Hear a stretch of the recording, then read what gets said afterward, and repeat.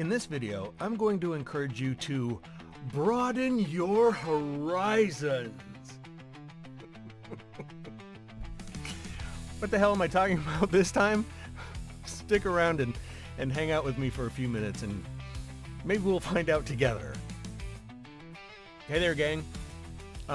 If you've been at this for a while, or if you're brand new to voiceover I'm talking about, or acting in general, you might have found or felt like you were kind of a one-trick pony. You knew how to do one thing pretty well or really well, but were a little timid about, straying beyond your comfort zone.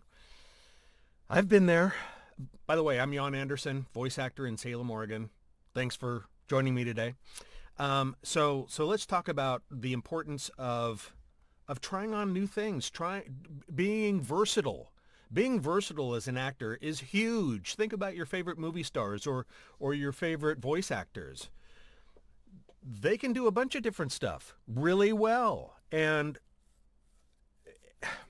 I've been in the position, I've been very fortunate to coach newer talents, newer voice talents, and some veterans.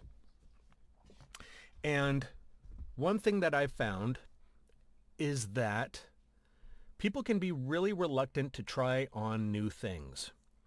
And that's too bad, because the more versatile you are as an actor, the more different types of roles, the more different types of personalities and characters and just sort of varying reads, varieties on a theme, the more that you can produce and perform that, the more valuable you are to a producer or a casting director, and you'll work more. And that's the whole thing.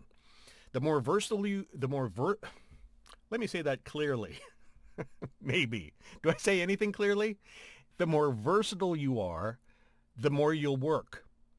So here's the thing. If you're feeling like you're stuck, you're in a rut, you want to expand your repertoire,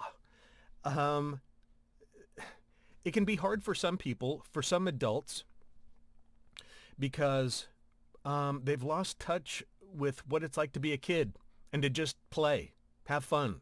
We're worried about seeming immature or silly or whatever, less than. You got to get beyond that.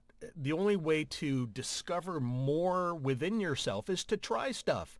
And most of the time you're going to fail. Well, I shouldn't say most of the time. Sometimes you'll fail miserably. But guess what? Those are great learning experiences. I had one recently in a directed session. This was just earlier this month. And the character I was playing was one that was experiencing grief with an underlying anger. The scene was revolving around somebody that had committed suicide. Excuse me. And the scene was taking place at a memorial service. And so we were trying to discover the right balance of sorrow, grief, and anger. And it took a little bit. So the director and I were trying a few things on back and forth. And we finally found what she was after. And so then we could carry on from there. And it worked out great. The scene, she was very happy. Everybody was very happy with the way it went. So that was great.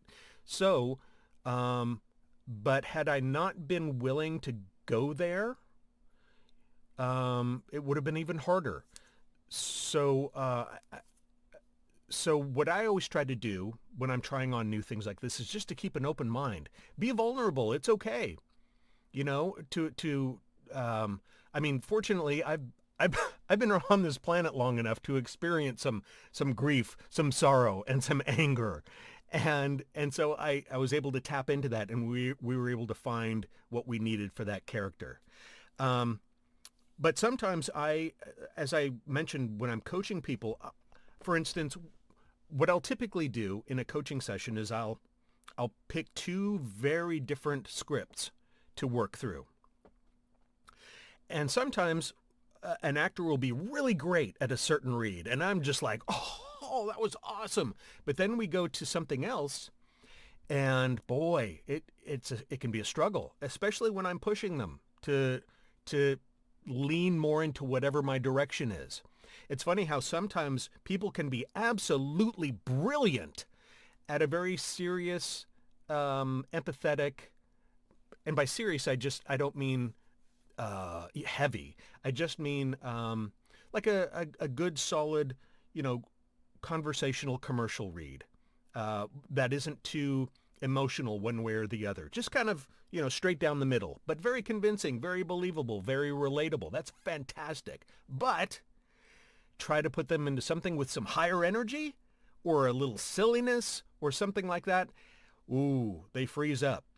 And, or sometimes that's what happens. And if I try to prod them along a little bit, you know, help them along, it's funny how sometimes they'll freeze up even more because I'm pushing them into an area that's uncomfortable for them. So the point here is to try new things. You know, if you're watching TV or a movie or something, or you hear something on the radio, mimic it. If something makes an impression on you, mimic it. Try the voice stylings. Try to copy the rhythm of their, or not only the rhythm, but also the melody in their read, just to see if you can take that on. Practice it. You know, speak in silly voices. Try reading a script in a funny caricature voice. I do this kind of thing all the time just because I like to goof off. And to me, that's fun. You know, this job is hopefully really fun for you. It should be. So it's helpful to do these things because it can break you free. Especially if you're struggling, try coaching with somebody to help you break out of a particular read style. Not that you want to break out of it, but you want to add to your repertoire. Why do I keep saying a repertoire? Anyway, as a matter of fact, with people with heavy accents and things like that, regional accents, I never try to tell them to that you've got to get rid of that thing. No, you just want to add different styles to it. You want to try to add different things, different accents, you know, more neutral accents, different regional accents, caricature accents. I can do a whole bunch of accents, but they're all caricatures. I would never try to replace the authentic article. You know what I mean? What I do is can be semi-convincing caricature, you know. What else did I want to say? Oh, also, just as a matter of being an actor, when you try on different things, different characters, different read styles, different voice characterizations, you're flexing your acting muscles. You're becoming a stronger actor. And as a matter of fact, when you are working at something else, many times it will help the thing that you're already good at, just because it might bring another little flavor into what you're doing. It's all good. It all benefits you. Let me see. Was there anything else I wanted to add to this? No, I guess that's it. I wanted to encourage you to increase your range, increase your versatility, and more opportunity will be available to you as an actor. Okay? You'll be able to audition for different things, more things. And when you start getting cast for different types of things, that's what keeps this job so great. The variety. So anyway, that's it for today. Thanks for watching. If you have any questions, please, or comments, please feel free to leave them in the comment section below. And is there anything else I wanted to say? I guess that was about it. Well, anyway, thanks for joining me. And I'm sure we'll see each other again, or you'll be seeing me, because frankly, even though I'll see you later, I can't really see you through this camera. I know, weird, huh? Thanks.